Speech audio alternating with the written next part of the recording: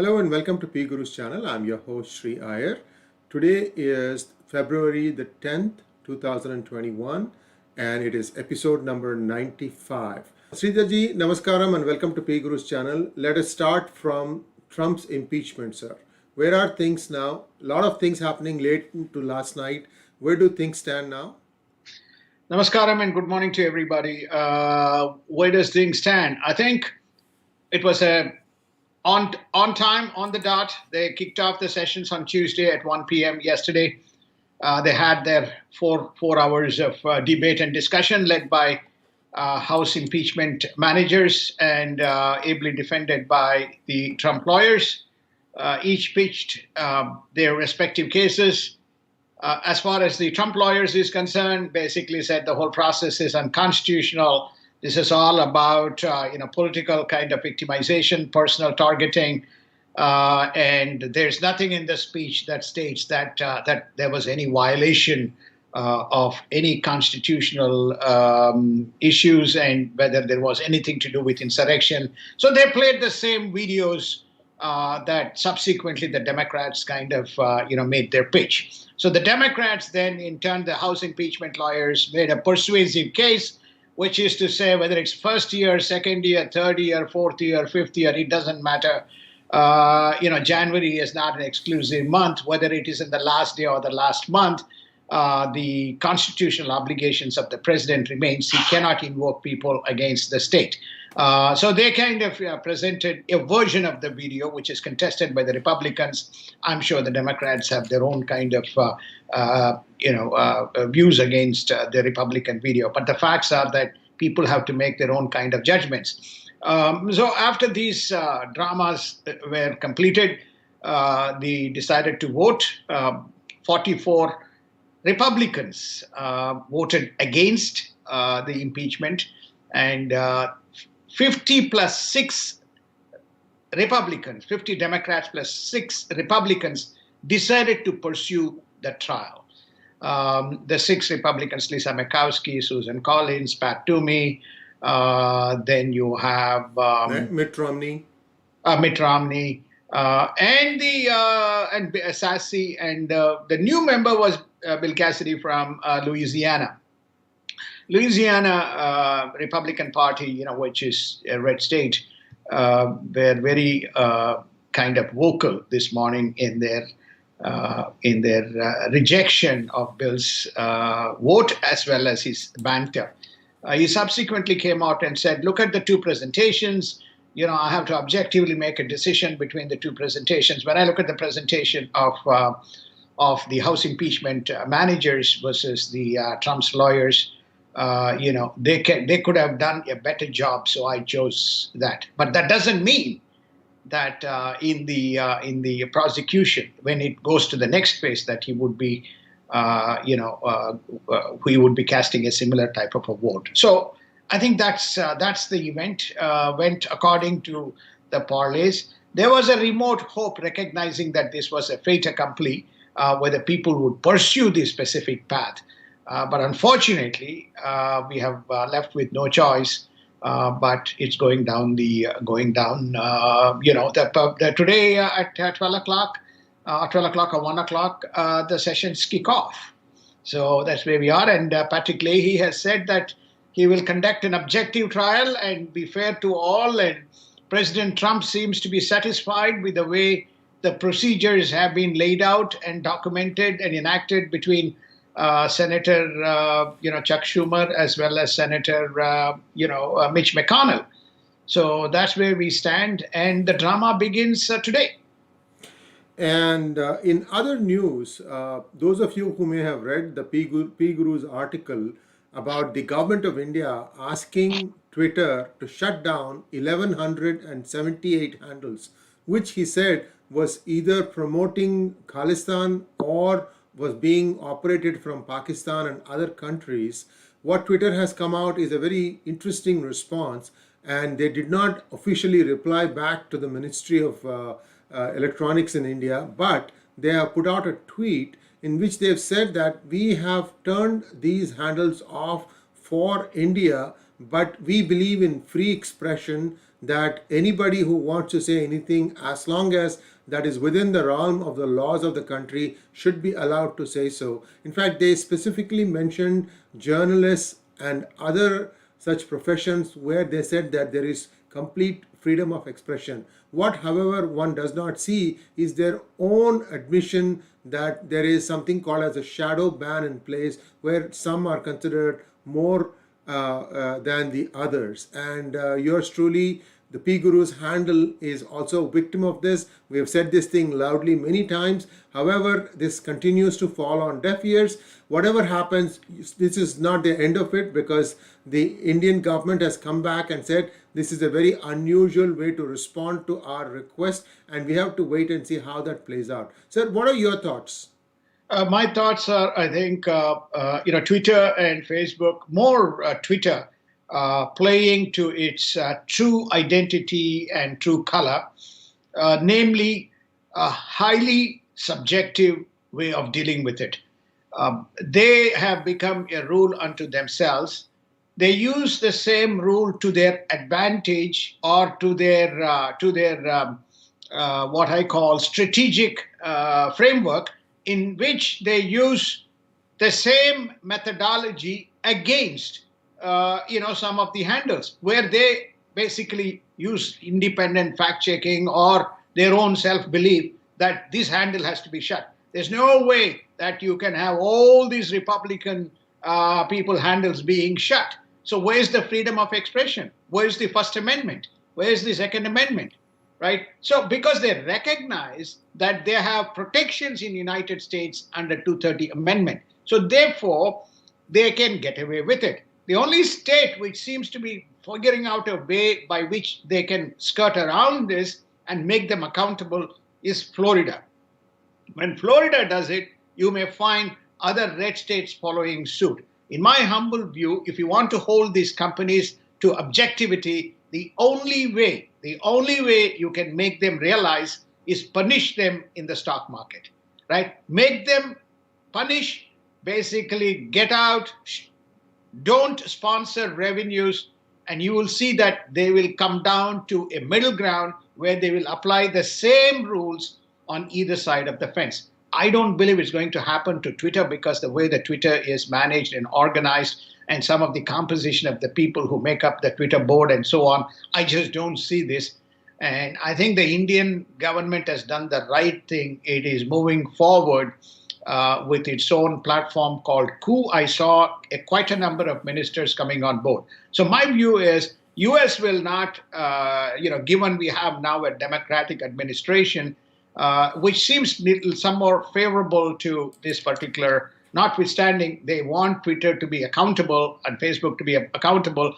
I don't believe they will take a drastic action, because many of the things seems to be to their advantage. Whereas India has adopted the right approach. It is no different to the approach that China has. You can't play these kinds of things in China, but you can do lots of things outside China. So to that extent, the model is a reflection of what is already prevalent in the world today. And viewers, we might as well tell you that PGurus is promoting our own version of a communicator software. It is in beta test. It's called VAAD, VAAD. It is available for Android right now. So you can go to Google Play Store and download it. You can test the quality of it. It is more like a WhatsApp, very secure in its communication and the way it fortifies all your communications. So we encourage you to try it. We are deliberately playing it low profile because it is still under beta, and we are testing it out. It's been in beta for 7 months now. And the reason for that is that this is serious business. You need to make absolutely sure that the experience one gains from this software is a very pleasant one. So those of you who have not already played around with it, please install it. It has an automatic translate feature that allows people to understand the tweets or the messages given in English in your own language. You can choose any of 140 languages, including 14 Indian languages that you can go and change or set in the translation settings, and then you will get the same messages in your mother tongue. So having said that, let's move on. We have a lot to cover in the global news.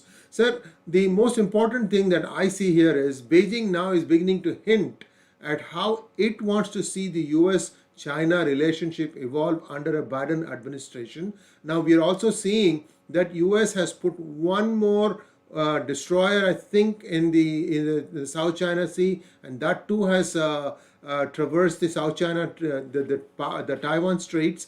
So I think there is not much difference in terms of the approach between the Biden administration and the outgoing or the previous administration of Trump as far as Taiwan is concerned. What are your thoughts, sir? Well, I think right now the rhetoric seems to match the intended actions that is taking place on ground in South China Sea, and basically China continuing to ratchet up, and then United States has supported or backed its plans with Rafael Peralta now being in Yokosuka. And that particular, carrier fighter, the fleet will augment the existing fleet, recognizing that China is the big boy in South China Sea. What we need to kind of also recognize right now is that, as we kind of stepped into the program, we are hearing that Russia, Iran, and China are going to conduct joint exercises in Indian Ocean. This is very new kind of development. That is, Russia and India has conducted exercises in Indian Ocean and of Bay of Bengal. Russia and Pakistan have conducted exercises. China and Pakistan have conducted. Now this Iran coming into the waters to conduct an exercise makes an interesting propositions to Biden's policy, where he said he is going to revalidate and reevaluate all the arms sales that is going to be taking place, and stuck in the middle of the two are the sales to UAE as well as Saudi Arabia, the F-35 planes. So I think the battlegrounds are drawn right from all the way from Persian Gulf, Indian Ocean, Persian Gulf into South China Sea, and where they're flexing muscles. This is about geopolitics, whether Mr. Biden is going to rise to the new challenge that is going to come, that is coming up. Clearly, South China Sea, he seems to be moving down the path, pressured by, I would assume, Korea, Japan, and other ASEAN nations. So where he needs to reestablish, his kind of connections. So we are in for very troubled times, and as these global powers try to assert their positions. It's quite amazing that the number of trouble spots that have brewed up just on the exit of President Trump, and just as President Biden is taking charge. All these days, everybody kept quiet, but now you are beginning to see the spurts of action that's coming out. So the question, therefore, is why? It's absolutely right. We have to find out the answer to that, and we will try and get you the answer in the days and weeks ahead. Moving on, the Intel Minister of Iran has declared that they would have the nuclear capability very soon. So it's basically reaffirming what the world has been thinking for the last few weeks. Let's move on to COVID and what has been happening on the COVID scene. Sridharji, there appear to be two outliers, one on its effective control of COVID, and one on its controlless, spurt of COVID cases. That is, the first one is India and the other one is United States. Can we compare and contrast the two largest democracies on how they have fared so far on their battle against COVID? Well, I think as the world, the COVID virus begins to taper and flatten in its curve, as we speak, there's about 107 million total cases and 2.35 or 2.3 million deaths. And close to 79 million recoveries and about 25.5 million active cases around the world. Now let's compare this to United States. United States is 27.8 million total cases, and of which 480,000 roughly deaths, and 17.64 million cases cured and recovered, and then about 9.6 million active. But these numbers are staggering when you actually compare it with the rest of the world and compare it to the total. So if you take 27.8 million out of the rough 107 million, that's pretty close to about just over 26%. So 26% of the global cases is in United States. Second, 480,000 deaths against a total deaths of 2.35 million roughly translates to about very close to 40% or just under 40% of deaths are in happening in United States. If you take a look at the number of active cases, the number of active cases is about 9.68 million against a total active cases of 25.5 million. It's almost equal to you can kind of say 50% or less than 50%. 50% is 12 million. Is 9.68 million, is about roughly again 40. So what it points out is, do we have a real problem in United States where COVID seems to be focused and concentrated everything in United States in terms of active, in terms of deaths, and in terms of total cases relative to the world, recognizing, many of these things happened in Asia, went to Europe, and then came to United States. So there's something really, has gone agog. Then you compare to India. India is roughly about 11 million cases.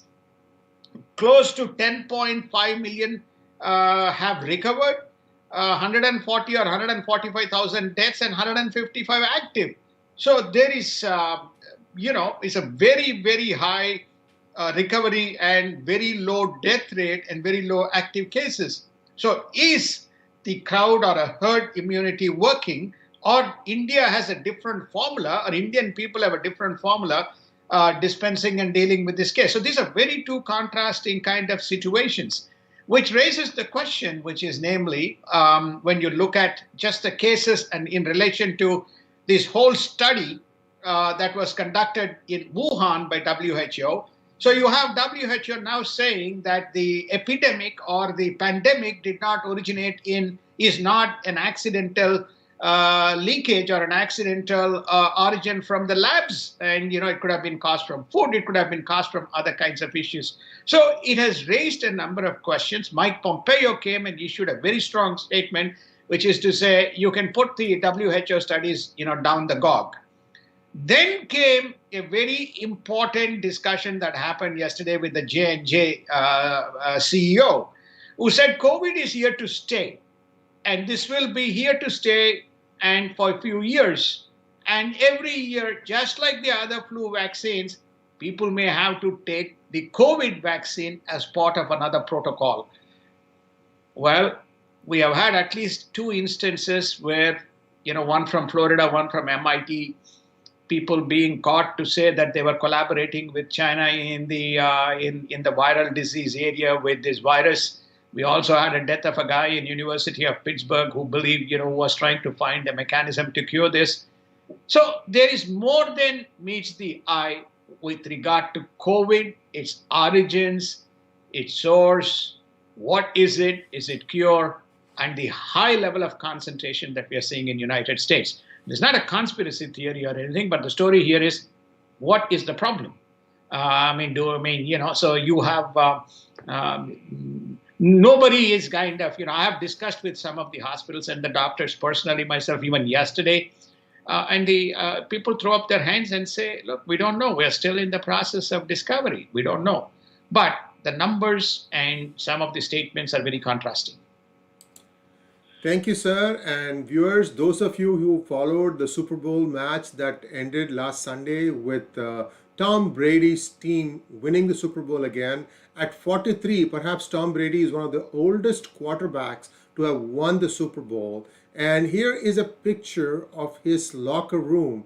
and one can't help but notice that he has a sculpture of Lord Ganesha, the remover of all obstacles. And I guess it is an important sign that even in the West, where people think that, the religion is overwhelmingly Abrahamic, many of those who are enlightened typically have this belief that Lord Ganesha is a remover of obstacles. We wish Tom Brady all the best in his future endeavors. There is nobody who has gotten a Super Bowl ring after they've turned 44. So we'll have to try and see if he's going to repeat it next year. But that I thought we would share it with our viewers. Let's move on to markets, sir. One of the big concerns I have, we don't have much time, let's maybe 1 minute, is the rise in the price of crude. It is skirting $60 a barrel now. What are the reasons for this? Is it just a geospherical instability concern that is driving the price up, or is it also the fact that Keystone is now closed? Or what are the other factors that's driving the price high? Price is always driven by market volatility, are also driven by the demand and supply equation. The crude is around just over 58. Futures are trading at 60, as you correctly pointed out.